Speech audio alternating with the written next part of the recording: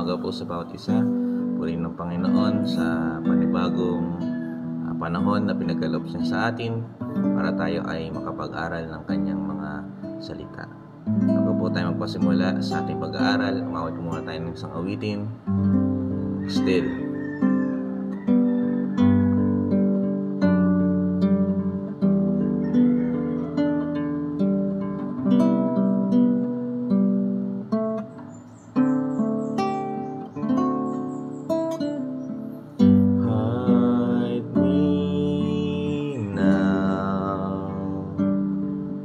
Under your wings,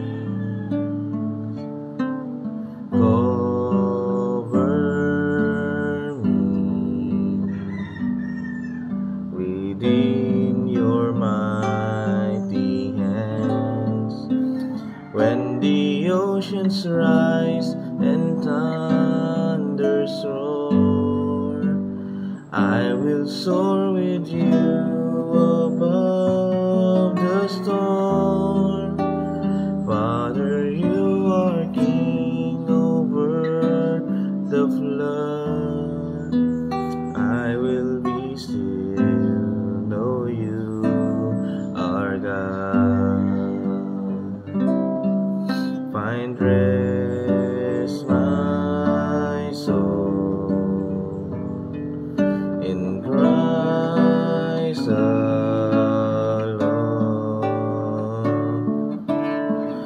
Know His power in quietness and trust. When the oceans rise and thunders roar, I will soar with you above the storm. Father, you are king over the flood, and I will be still, know you are God.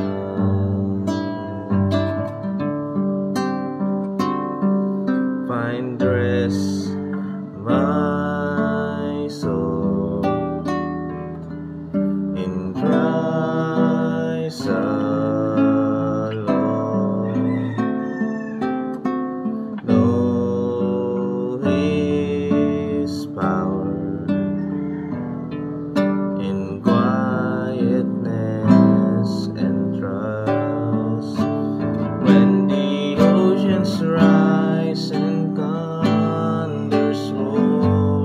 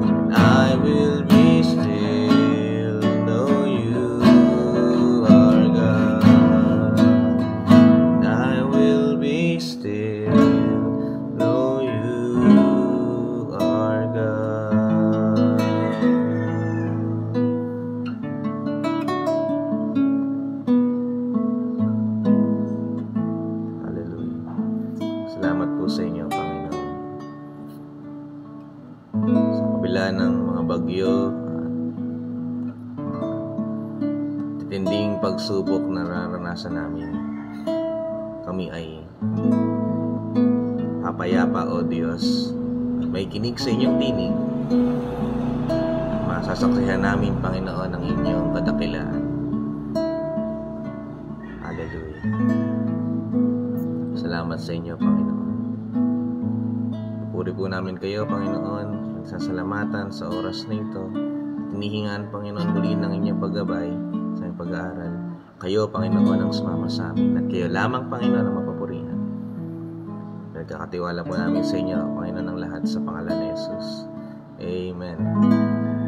Hallelujah. Purihin ng Panginoon. Magandang umaga po muli sa bawat isa. Saan man po kayo naroroon. Salamat po sa pakikipagsubaybay sa ating morning devotion. Bago po magpasimula, baka po makalimutan, no? Meron po tayong mga gawain ngayon sa ibang bansa, no? Sa Poland. Meron po tayong kapatiran na galing sa Taiwan na nagpasimula po ng gawain doon sa Poland na physical, at sa kabilang parte naman ng ibayan ng Poland, dahil malaki naman po ang lugar ng Poland, ay meron po tayong online Bible study na pinangunahan po ng Pastor Limuel. At loobin ng Panginoon ay makapagpatuloy po ang dalawang gawain na iyon hanggang sa maging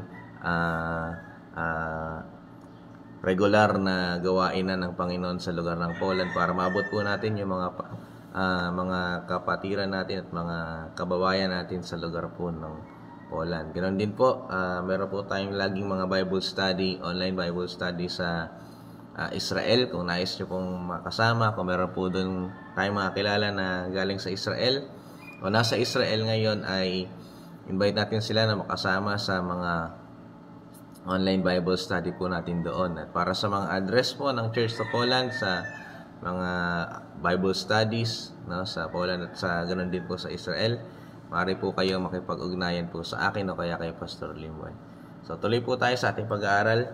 Tutuloy po natin ang pag-aaral natin patungkol sa condemnation. Nakaraan, pinag-aralan natin ano ba ang mga ibang description o katotohanan patungkol sa condemnation. At reviewin na lang po natin ng onti po iyon para medyo may review tayo ng onti. So ang condemnation ay nagpapakita ng mga huling hatol. For example, ikaw ay nagkasala, no? Ang condemnation ay agad na nagbibigay ng pakiramdam ng paghatol sa iyo, no? Ang condemnation din ay hindi nagbibigay ng panahon or room for improvement. Hindi ka binibigyan ng pagkakataon na makapagbago, makapagsisi o lumago, no? Agaran kang binibigyan ng hatol na ikaw ay makasalanan, no? Pangatlo, ang condemnation ay nagpapakita o nagmamanifest ng mga negatibong bagay, manifesting negativity. Ang condemnation ay nabibigay ng hopeless sorrow, yung mga pagkatakot, yung pagkalungkot, minsan ay insecurity, no, or kaya frustration.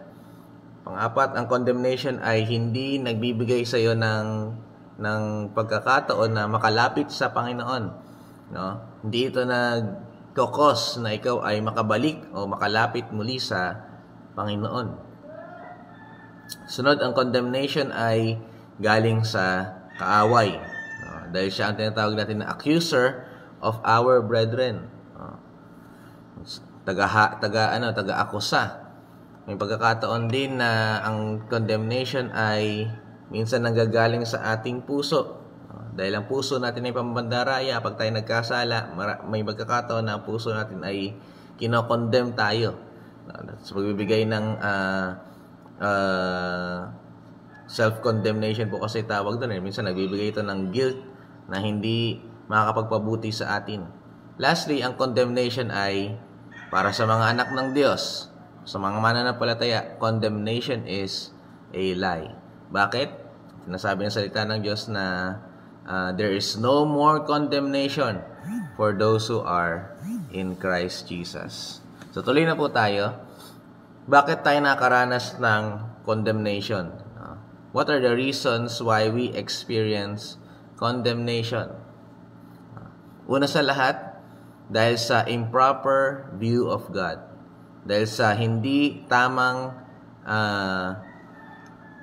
kaalaman patungkol sa ating Panginoon. So Hosea chapter 4 verse 6, sabi po dito, "My people are destroyed for lack of knowledge." Sa ibang salin, people perish because of lack of knowledge. Kapag ang isang tao ay merong maling kaisipan o maling pagkakaalam patungkol sa Panginoon, kumakounter ito o lumalaban ito sa divine attributes ng Diyos. May mga conception kasi ang mga tao, kaya kahit mga believer, merong mga maling paniniwala patungkol sa Panginoon. Ito ang nagiging cause na sila ay makaranas ng condemnation. Kung ang ating kaalaman patungkol sa Panginoon ay hindi nakaayon sa katotohanan ng kanyang mga salita, ang ating pananampalataya ay madaling mawawala. Kung ang ating kaisipan patungkol sa Panginoon ay hindi nakaayon sa salita ng Diyos, sa kanyang salita, kung ito ay nakaayon sa ating kaisipan, ito ay magdudulot sa atin ng paghina ng pananampalataya. Alam niyo po ba, sa ilang taon na paglilingkod ko sa Panginoon, meron akong ganitong klaseng kaisipan na hindi tama. Akala ko kasi, dahil dun sa isang tracts na ipinapamahagi, akala ko kasi kapag ikaw ay namatay, kahit ikaw ay Kristiyano na, pagpunta mo sa langit ay ipapakita pa rin sa iyo yung lahat ng ginawa mo. Mabuti at yung masama. Kumbaga, i-expose yung lahat ng pinagagawa mo, kahit ikaw ay Christian na. At iniisip ko na, pag ako ay nagkakasala, nung mga ako'y bata-bata pa, nung ganun yung aking kaisipan, ang naisip ko, nakakatakot naman to. Baka mamaya may kita to sa langit pagpunta ko dun. At dahil doon, nagkaroon ako ng takot na baka ay mapahiya ako sa langit kapag kaharap ko ang Panginoon, hinahatol yung aking magawa, kung ang gawa ko ba ay malaginto o maladayami, kasama ba doon yung mga may papakita yung lahat ng mga ginawa kong pagkakasala, nagkaroon ako ganun kasi kaisipan na nagdulot sa akin ng pagkatakot. And it causes me, yung takot na iyon ay from condemnation. Na parang nakalungkot kasi, makikita to sa langit, yung ginagawa ko mga pagkakamali, kahit yung mga nakaraan. Which is mali. Wala namang sinabing ganun sa Biblia. Ang sinabi sa Biblia, kapag ikaw ay nagsisi, humingi ng kapatawaran sa Panginoon, tapat ang Panginoon na magpapatawad sa atin at kakalimutan niya yung mga kasalanan. Kakalimutan niya yung lahat ng iyong mga kasalanan. Aalisin niya yung lahat ng track record mo na pangit. Kakalimutan. Kung isipin nga natin, parang ang Panginoon ba talaga yun? Nakakalimot ng kasalanan. Pero pinangako yun ng Panginoon. Kakalimutan niya yung lahat ng iyong mga pagkakasala. Kaya sa langit, wala nang lantaran ng mga nagawang mali. Ang sinasabi lang sa 1 Corinthians, yung ating ginawa na paglilingkod sa Panginoon, yung ating works, pagsusulit ng Panginoon. Kung gaano ka yung quality, pero yung lantaran ng mali mong gawa, kahit ikaw ay Christian, wala po ganun talaga. At nung napagtanto ko yung bagay na yun, oo nga pala, nawala yung takot sa akin, na nagko-condemn sa aking puso. Kaya kung meron tayong improper view, maling kaisipan patungkol sa Panginoon. Minsan kasi yung kaisipan ng isang tao patungkol sa Panginoon ay nagdudulot sa kanila ng maling pananampalataya sa Diyos. Minsan kasi yung mga maling kaisipan na yon ay nakaayon sa ating kaisipan. Nakaayon sa ating laman. Tinuturing natin ang Diyos na parang tao. Na kung umibig siya ay parang tao. Na kung kumilos siya ay parang tao. Pero kapag gano'n ang ating kaalaman patungkol sa Panginoon, mga kapatid, delikado po iyon. Para tayong may pananampalatayang butas. hindi buo. Para kang naglakad sa initan na may dalang payong, merong dala kang payong pero butas-butas naman. No? O kaya payong na yung skeleton lang, wala yung talagang nagko-cover. Delikado po 'yun. So any improper view about God will cause us to experience, no, self-condemnation. O kaya condemnation na nanggagaling sa Panginoon. Ay nanggagaling sa kaaway. Kasi pwede niyang i-cultivate ng kaaway yung ganong kaalaman na mali para ikaw ay makaranas ng condemnation. Kapag tayo ay may ganong klaseng kaisipan o pananampalataya sa Panginoon na mali, no? Magkakaroon ng conflict yung ating pananampalataya sa Panginoon. No? Madalas nakikita natin ang Diyos na o yung iba, nakikita ng Diyos na isang stern or hard judge, matinding humatol. Pero nakalimutan natin na ang Diyos natin din ay mapagmahal, a loving Father.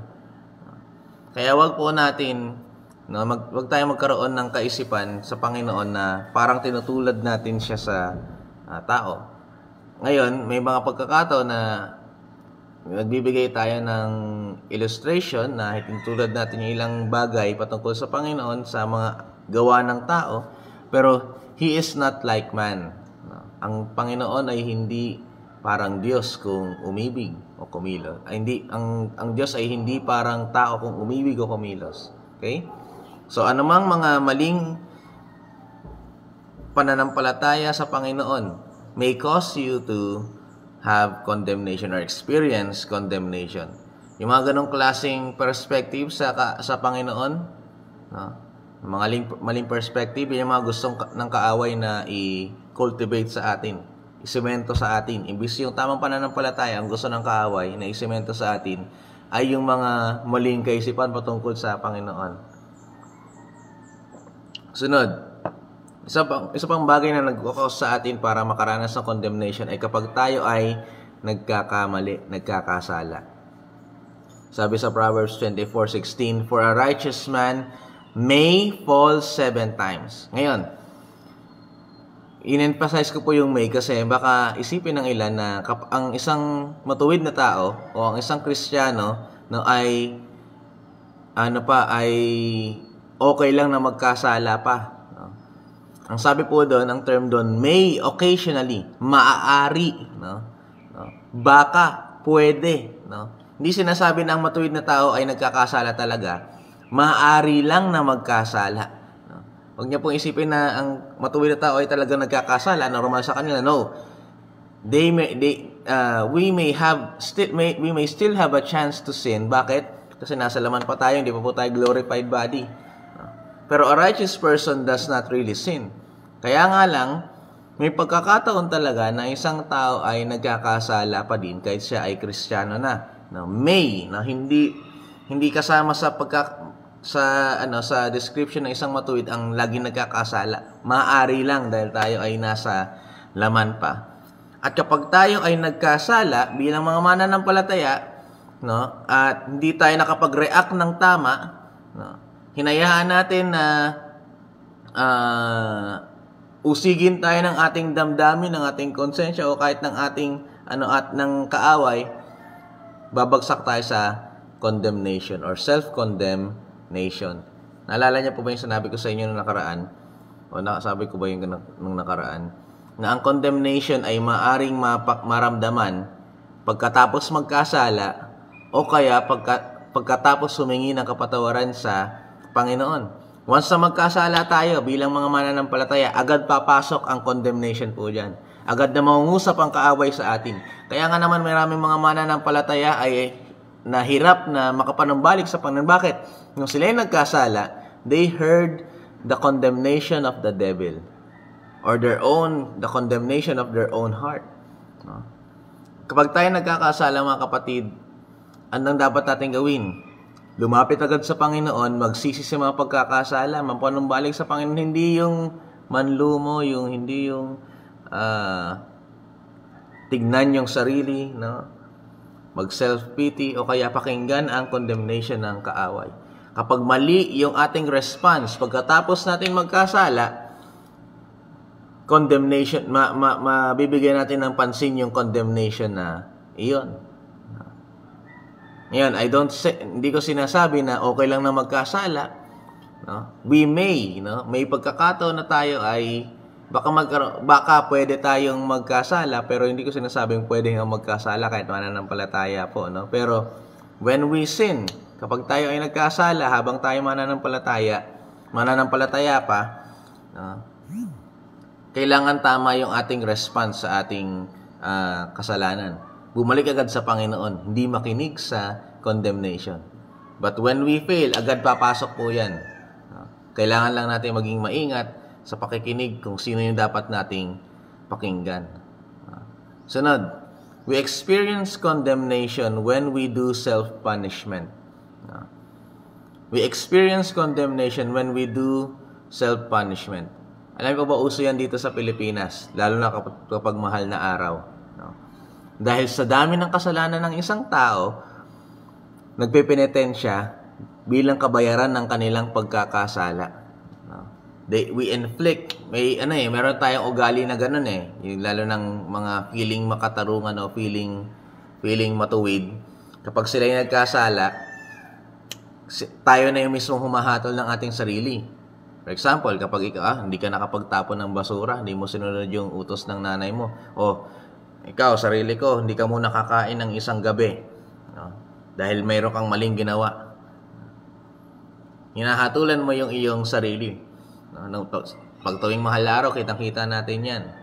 Kapag ang mga tao ay alam nilang nagkasala sila, abangan nila ulit ang Holy Week at sila ay magpipinitensya. Pero mga kapatid, alam niyo po ba, yung self-punishment ay hindi sang-ayon sa nais ng Biblia. Self-punishment is isang twisted form of idolatry. Isa itong kakaibang form ng idolatry. Bakit? Kasi ikaw na yung humahawak ng hatol. Ikaw yung nagsasagawa ng hatol.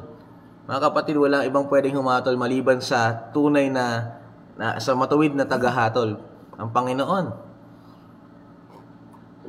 Kaya kung ikaw ay, kapag hinahatulan mo ang iyong sarili, ikaw na gumibigay ng kaparusahan, self-punishment, parang sinasabi mo, Panginoon, ako na ang may hawak ng paghatol sa aking sarili. At kapag ginagawa po natin yung mga kapatid, as we do self-punishment, pumapasok dyan ng condemnation. Wala kang kwenta. Sige, parusahan mo yung sarili mo kasi kawawa ka naman, makasalanan ka talaga. Diyan na pumapasok, dyan na lalong kumikilos ang kaaway. Hindi tayo ang pwedeng magbayad ng ating kasalanan. Mga kapatid, hindi talaga natin pwedeng bayaran ng sarili nating gawa yung ating mga kasalanan. Isa lang ang pwedeng magbayad ng ating kasalanan at nabayaran na nga ng Panginoong Hesus. Hindi kayang ilagay sa kamay ng tao ang ating mga ang pagpaparusa sa kasalanan. Hindi. Ang tanging nakabayad lamang ng kasalanan natin at tumanggap ng kaparusahan ay ang Panginoong Hesus nung siya ay nasa krus ng Kalbaryo. So anong sense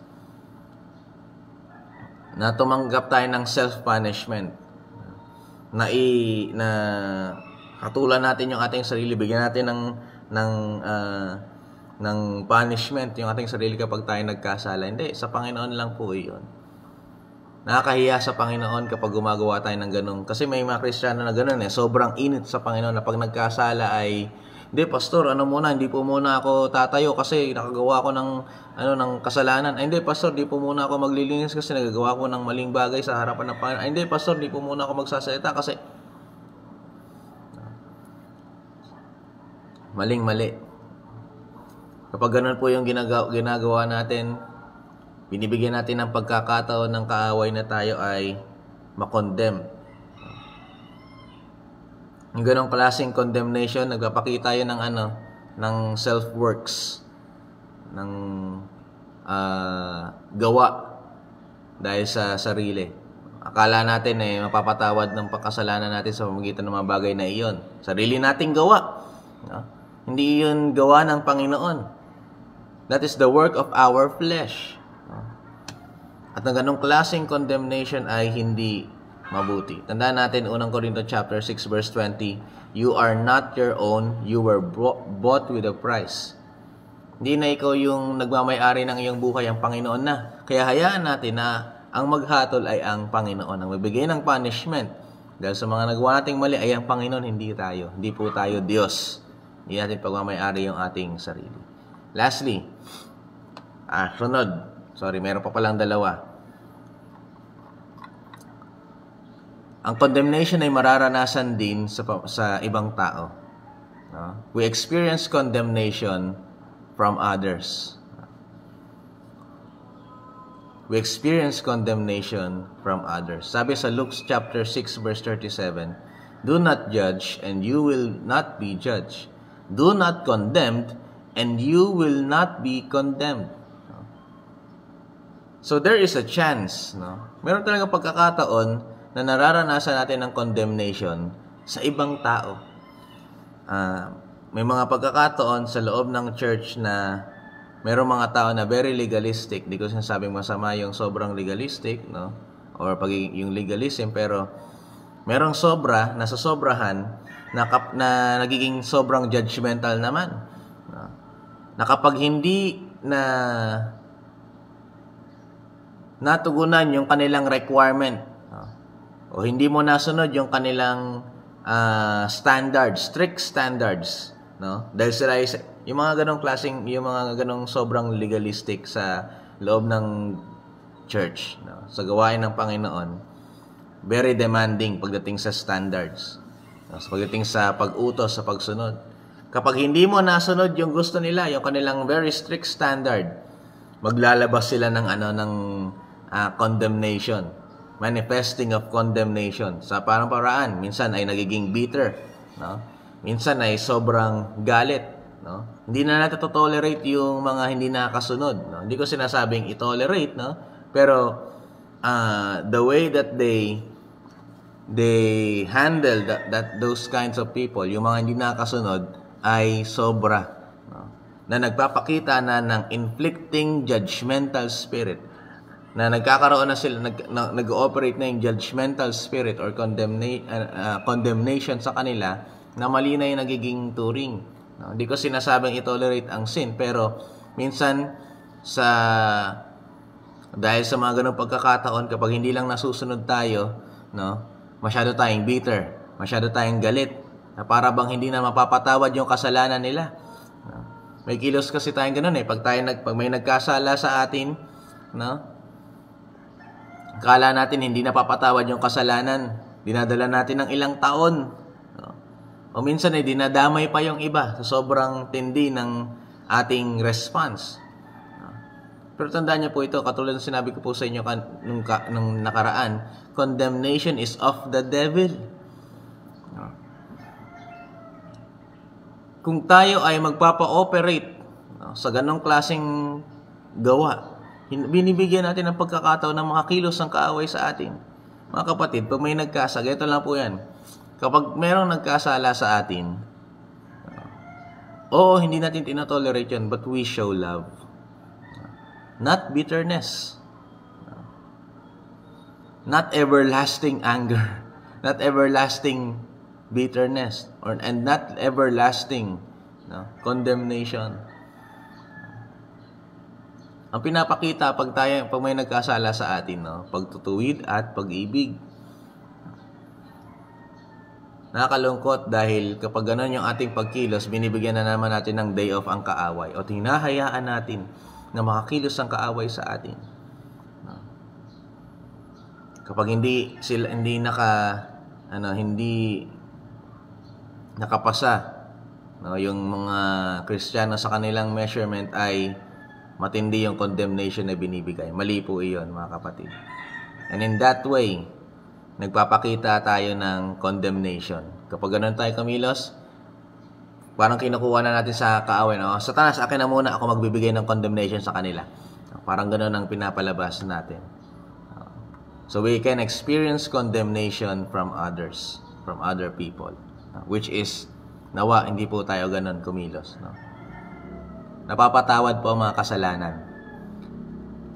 Napapatawad. Pag may nagkasala sa atin, pinapatawad din po yun ng Panginoon. Hindi po yun pang walang hanggan. Kung ang Panginoon nga nagpapatawad, paano pa kaya? Dapat tayo rin ay nagpapatawad. Di po ba? Next. Lastly, kasi medyo overtime na po tayo, hanggang dito na lang po tayo. Nakakaranas din tayo ng condemnation, no, dahil sa mga guilts from the past. Mga nagawang kasalanan nung nakaraan. Dahil ang dami natin naging kasalanan ng nakaraan, mga nakalipas na pagkakasala, maling gawa, minsan ginagamit ito ng kaaway para tayo ay makondem. Alam ko, nabanggit ko na ba ito last week o hindi pa? Banggitin ko na lang din ngayon. May mga pagkakataon sa ibang mga Kristiyano dito, o sa iba, marahil nararanasan din to ng lahat ng ibang nanonood dito. Na-experience nyo ba na minsan naglalakad ka, wala ka namang ginagawa, o kaya may iba kang ginagawa, bigla na lang maalala mo yung nakaraan. Yung masalimuot pa na nakaraan. Yung mga nagawa mong mali at parang naisip mo na, bakit ko ba ginawa kasi yun? Bakit ko ba nagawa yun? Ba't ba yun yung naging kilos ko? Condemnation po yun ng kaaway. Sa ganong paraan, condemn tayo ng kaaway na sasabihin sa'yo, wala. Noon talaga, makasalanan ka, no? Wala kang kwenta talaga noon. Palagi ka nagkakamali, no? Minsan, kinakapital yun ng kaaway para tayo ay makondem. Pero, hindi po dapat nating pansinin yung bagay na iyon. No? At panampalatayaan natin ng Panginoon ay talagang nagpapatawad kahit yung mga nakaraan nating mga pagkakasala. Let us have faith in God that He really forgives our sin. Gaano man kalatas yung kasalanan na iyon na hiningi natin ng katapatawaran sa Panginoon, gaano man katagal, kahit ilang taon na, panampalatayaan natin mga kapatid na nagpapatawad talaga ang Panginoon. Hindi ito blind faith mga kapatid. Totoong nagpapatawad ang Panginoon. Kaya ano amang mga bagay na pinapaalala sa iyo ng kaaway, ng mga nakaraan, huwag niyo na po pansinin yun. So, pag pinaalala sa'yo ng kaaway, yung mga bagay na iyon, parang feeling mo, hindi pa pinapatawad. Sabihin mo sa kaaway, hindi, sinungaling ka, pinatawad na ako ng Panginoon. No? But those kinds of things, no, ay ginagamit ng kaaway para tayo ay makondem, which is na hindi naman talaga dapat nating pansinin. Amen po ba? So, hanggang dyan na lamang po muna tayo. Pasensya na po kung bitin. Last part na po natin next week. Pero salamat sa Panginoon mga kapatid, yung mga bagay na iyon ay mga bagay o mga pagkakataon na tayo nakaranas ng condemnation, pero hindi po dapat natin yon pansinin o pag-idwell o pag-isip-isipin o pag-isip-isipan. Okay? Salamat sa Panginoon. Tayo manalangin. Aming Ama, salamat po sa inyo, O Diyos, sa mga pagkakataon na ganoon, mga ganong klaseng way, O Diyos, para kami makareceive ng condemnation. We may experience condemnation. Pero Lord, kami, Panginoon, katulad sinasabi ng inyong salita, there is no more condemnation for those who are in Christ. And we who are in Christ must not dwell on those condemnation, on those condemning words, on judgmental spirit, kundi magdwell kami sa katotohanan ng inyong salita, that there is no more condemnation for those who are in you, O God. Salamat po sa inyo, Panginoon. Nihiling ko po, O Diyos, kung meron pa man sa amin sa oras na ito na nakaranas ng ganong klaseng condemnation, although sila ay nakapamuhay ng matuwid sa inyong harapan, pero sila ay inuusig ng kanilang mismong sariling puso o kaya ng kaaway, sa pangalan ni Jesus, nihiling namin ng kalayaan, O Diyos, sa kanilang mga buhay, O Diyos. Lumaya sila sa condemnation ng kaaway na nagpapahirap ng kanilang puso at isipan at nagpapahina ng kanilang pananampalataya. May they experience freedom from condemnation, and may they walk with faith, O God, and confidence in you. In the name of Jesus. Salamat po sa inyo, Panginoon. Pinupuri po namin kayo at pinasasalamatan sa pangalan ni Jesus. Amen. God bless po sa bawat isa. Muli po, meron po tayong mga gawain sa Poland.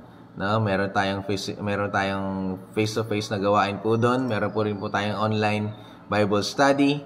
Meron din po tayong Bible study sa sa Israel, no? Panalangin po natin sila sa Panginoon at sama niyo na rin po sa panalangin ang darating na anniversary sa Taiwan, itong darating na June, dahil 10 years na po ang DFC sa Taiwan. Isa-celebrate po natin yan, pagdiriwang at pagpapasalamat sa Panginoon. At ganoon din po, pakisama rin po sa panalangin na ang mission ko po doon sa Taiwan at sa UAE buong June. Panalangin niyo po ang pagkilos ng Panginoon na makaabot po tayo ng maraming kaluluwa patungo sa Panginoon. Sa Taiwan po ay anniversary, no? Parang buong anniversary ng DFC. Ganon din po sa UAE, yung dadausin natin doon at iba pang mga gawain, pati revivals. Kaya panalangin niyo po sa Panginoon ang pagmimisyon na iyon at mga gawain na iyon na maging gamitin pa rin ng Panginoon para makaakay pa ng maraming kaluluwa sa Kanya. So maraming salamat po. Sa Panginoon po ang lahat ng papuri. To God be all the glory. God bless po sa bawat isa.